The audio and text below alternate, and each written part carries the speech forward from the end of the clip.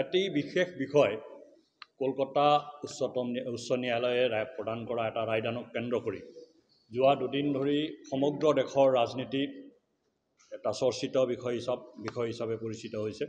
আৰু এক প্ৰকাৰে ই আমাৰ দেশৰ কিছু ৰাজনৈতিক দলৰ চৰিত্ৰকো উদঙাই দিছে।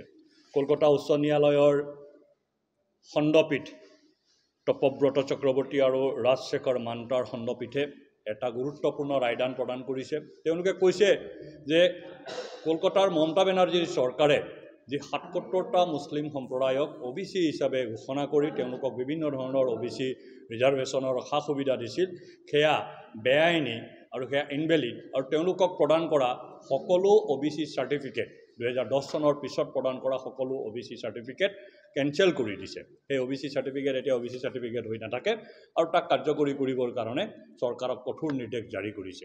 লগতে কৈছে হিউমেনিটেৰিয়ান গ্ৰাউণ্ডত যিসকল লোকে ইতিমধ্যে চাকৰি পাইছে তেওঁলোকৰ চাকৰি কণ্টিনিউ থাকিব, কিন্তু এতিয়াৰে পৰা তেওঁলোকে সেই OBC চাৰ্টিফিকেটটো ইউজ কৰি আন কোনো ধৰণৰ চৰকাৰী বেচৰকাৰী একো সা সুবিধা তেওঁলোকে ল'ব নোৱাৰে। ইয়াত কলকাতা হাইকোৰ্টে এটা স্পষ্ট ভাষাত কৈছে, the process treated Muslim as a commodity for political ends or a vote bank.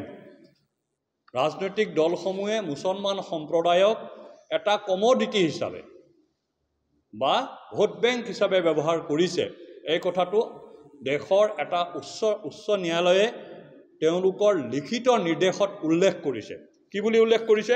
Commodity for political ends or a vote bank. এই কথাটো যেতিয়া ৰাজহুৱা হ'ল বা আদালতে এই কথাটো ক'লে, তাৰ পিছতেই চৰকাৰৰ দায়িত্ব আছিল যে আদালতে দিয়া ৰায়দানক আমি মানি ল'ব লাগে আৰু ৰায়দান মতে আমি কাম কৰিব লাগে। কিয়নো কলকাতাৰ বা পশ্চিমবংগৰ শাসনত থকা তৃণমূল কংগ্ৰেছ আৰু তেওঁলোকৰ যিটো এলায়েন্স পাৰ্টনাৰ কংগ্ৰেছ নেতৃত্বাধীন ইণ্ডি ব্লক বুলি যাক কোৱা হয়, এই ইণ্ডি ব্লকে ইমান দিনে কৈ আছে যে আমি সংবিধান মানো, আমি দেশৰ আদালতক মানো, কিন্তু যোৱাকালি মমতা বেনাৰ্জীয়ে ঘোষণা কৰি দিলে যে আদালতে দিয়া ৰায়দান আমি নামানো, আদালতক আমি চেলেঞ্জ কৰিম, আদালতে যি কৰিব পাৰে কৰক, আমি কিন্তু আদালতৰ কথা নামানো। আৰু মমতা বেনাৰ্জীৰ সেই স্বৈৰাচাৰী ঘোষণাক বামপন্থী দলো নীৰৱ আছে, কংগ্ৰেছে এক প্ৰকাৰে সমৰ্থন কৰিছে, আম আদমি পাৰ্টিও নীৰৱ আছে, আন সকলো দল নীৰৱ আছে।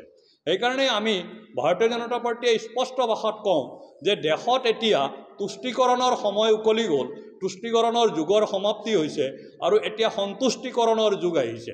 এতিয়া মানুহ সন্তুষ্ট হৈ মানুহে ভোটদান কৰে, তুষ্টিকৰণত মানুহ পতিয়ন নাযায়। কংগ্ৰেছে তুষ্টিকৰণৰ ৰাজনীতি, কংগ্ৰেছৰ সহযোগী দলবিলাকে মমতা বেনাৰ্জীয়ে হওক বা বামপন্থী দলেই হওক, তেওঁলোকে তুষ্টিকৰণৰ ৰাজনীতি বন্ধ কৰিব লাগে।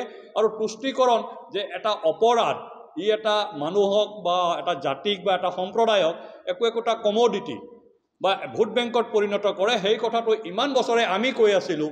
এতিয়া মানে শ্ৰদ্ধাৰ আদালতে, সন্মানীয় আদালতে সেই কথাটোক কৈছে আৰু আমি কোৱা ইমান দিনে ৰাজনৈতিকভাৱে আমি কৈ অহা কথাটোক আদালতে এক প্ৰকাৰে চিলমোহৰ লগাইছে। আমি আশা ৰাখোঁ যে আদালতৰ ৰায়দানক সকলোৱে মানি লওক আৰু আদালতে কোৱাৰ দৰে সকলো কাম হওক।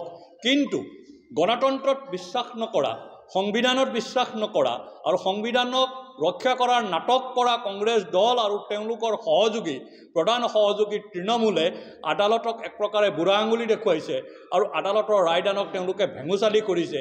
ই আমাৰ দেশৰ গণতান্ত্ৰিক পৰম্পৰা, সাংবিধানিক ব্যৱস্থা, ন্যায়িক ব্যৱস্থাৰ প্ৰতি ডাঙৰ প্ৰত্যাহ্বান।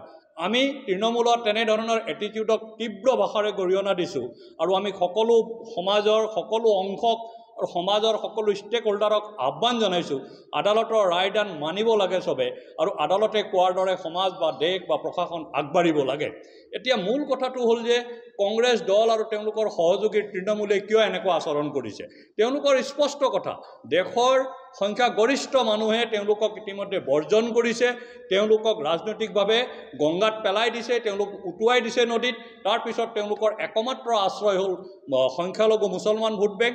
সংখ্যালঘু মুছলমান ভোট বেংকক সন্তুষ্ট কৰিবৰ কাৰণে তেওঁলোকে তুষ্টিকৰণৰ ৰাজনীতি কৰিছে আৰু তাৰ কাৰণে তেওঁলোকে আদালতৰ ন্যায়, আদালতৰ ৰায়দান, গণতন্ত্ৰ, সংবিধান সকলোকে জলাঞ্জলি দিবলৈ কাৰণে কুণ্ঠাবোধ কৰা নাই। মমতা বেনাৰ্জীৰ আচৰণ নাইবা কংগ্ৰেছ আৰু বামপন্থী দল আম আদমি পাৰ্টীৰ নীৰৱতাই এই কথাটোকে বাৰে বাৰে প্ৰমাণ কৰি আহিছে।